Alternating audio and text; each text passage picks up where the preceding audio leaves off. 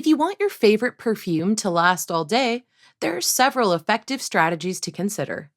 Start by applying perfume right after a shower on damp, moisturized skin to help it absorb better. Using an unscented moisturizer is ideal. Spritz directly onto pulse points, such as wrists, elbows, and behind your ears, rather than spraying into the air, as this enhances longevity.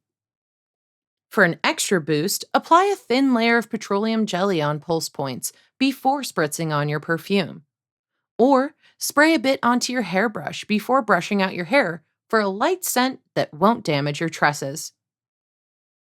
Perfume tends to cling to fabrics longer, so for a long-lasting scent, you might consider spraying your scent of choice directly onto clothing. But be careful not to spray perfume directly onto clothes that stain easily, like silk. Choose eau de parfum for a stronger scent versus a lighter eau de toilette, and look for perfumes with base notes like vanilla for extra lasting power. Layering fragrances can also create a unique signature scent while extending their wear. Finally, consider using roll-on or solid perfume for concentrated application and easy touch-ups throughout the day.